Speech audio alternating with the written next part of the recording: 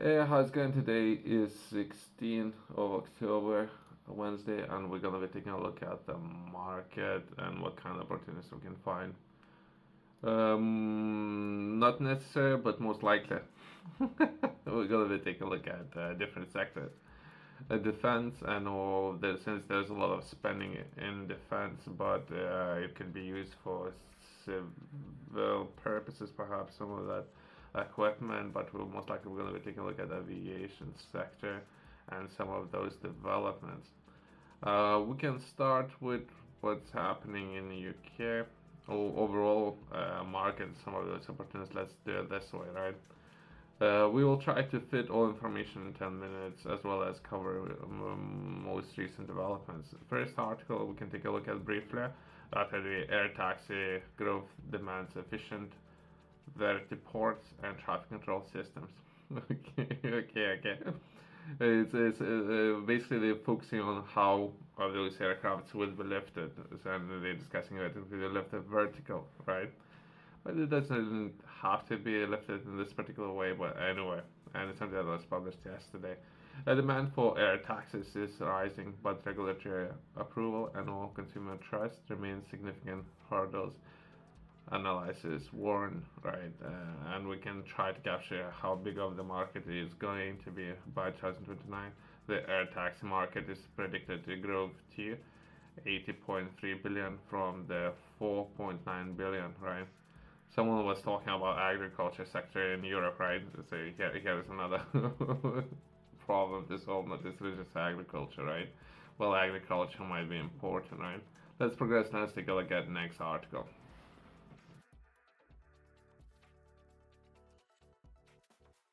Briefly, let's touch on two press releases that was published today and something that's happening in UK. Sectors that these developments can address, it can be aviation and or space sectors, right? After the press release, Gunhille to boost deep space communication capacity. Gunhille will provide deep space communication services to UK Space Agency and all international partners from Cornwall under a new contract. And some of the developments I have tried myself reaching out to Cornwall team, but they might be understaffed and they might be looking for injection of liquidity, right, or investments. And I cannot understand why else they will want to have time to respond for comment, right? Anyway, let's progress and let's take a look at the next article. Let's take a look at next press release, something that was last updated yesterday. That will be a K-Italy Young Leader Program call for applications. I haven't read it. Perhaps we can take part and we'll engage with partners, including some of those developments happening in Italy. UK-Italy program brings together groups of professionals, those common linked in their leadership and passion for forging close UK and Italy ties. Otherwise, it might be a lot of fun, but are there and the finances available? It's a different question, right? Every year, UK and Italy government will hold open competition to invite application from young Italian or British professionals. On the program, young leaders can come from all sectors, including positions in the civil services, military, leading companies, politics, charitable organizations, startups, or arts. So myself, I would be not necessarily taking part, but perhaps looking for these professionals, skilled professionals, since hiring and or finding these professionals might be very hard. They decided to encourage closer relations between UK and Italy by promoting an innovation vision for the future bilateral relationships. Coming into this, it could be aviation, it could be space sector, since there might be a lot of finances and no future opportunities in these sectors. Other people might be engaging with this competition in different ways, right? The UK Italy Youth Leader Program is an initiative supported by both governments and or delivered by the British Embassy in Rome and Italian Embassy in London. We can reach out and say hi, but anyway, let's progress and let's take a look at what else is happening in Europe.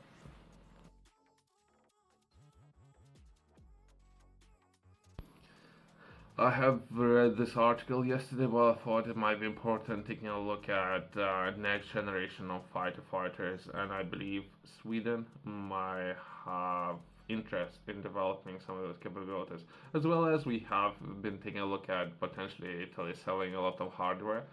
Perhaps they might be interested in purchasing new and or developing new, and that would require additional investment. But anyway, Swedish armed forces to grow to 115,000 by 2030, government says, which is massive number by the way.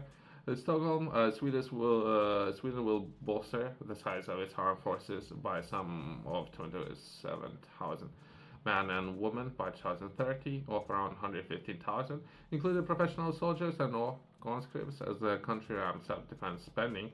This government said on Tuesday that central. Okay, let's not get political. Last month said will spend an additional 170 billion Swedish krona, which is 16.41 billion dollars on top of normal annual budgets for coming 5 years, taking defense spending to 2.6% of the GDP in 2028, from 2.2 this year. Defense minister, this person might be busy, but if there would be a different person, we could reach out to this person and beginning talks and see if we can work together. I might be very interested. I don't know yet.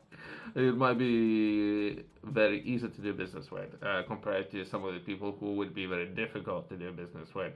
So there's a different story there. Some people it's very easy to work with, and some people are very difficult to work with. Some people easy, and there are other people who can be very difficult. Anyway, said a bill will help build better endurance, and that needs to happen quickly for NATO newest member. There are some statements, but I think we have captured what will be important, and themselves they might be taking a look at and purchasing a lot of equipment, including Air Force will get 3 more. There's a different projects there, surveillance plans and all news versions of the Javelin fighter jets, as well as Black Hawk helicopters, all these kind of things. But I believe the approach would be perhaps having those capabilities and building something themselves. There might be names that I haven't covered. If I will be able to reach out to them and say hi to any of these people, perhaps we can begin and engage in talks. Hard to do it, right? But anyway, let's progress and let's take a look at the next article. Let's try to understand it. I have heard about it, but I haven't read it myself. That would be these particular businesses, that might be a private company, so let's keep names right. Receives orders for Swedish future fighter concept studies. In 2023, Swedish left its position as an observer to join a UK, Italian, and Japanese program, right? That will be next generation of fighter jets, but the program itself might be called differently. It's most likely it's something that will be developed in 10 years or so, and they will be taking a look at perhaps 3 areas: stealth, speed, or propulsion, as well as communication. So 3 areas most likely will be looking at this program. But anyway, which will develop potential 6th-generation fighter jet capabilities. We can try to understand it and what information would be available, but there might be a lot of businesses, all these kind of things. Well, there is a contact information for person that we have been taking a look at previously. Let's say if we can say hi to this person and understand a little bit better our process of potentially working together and beginning talks, right?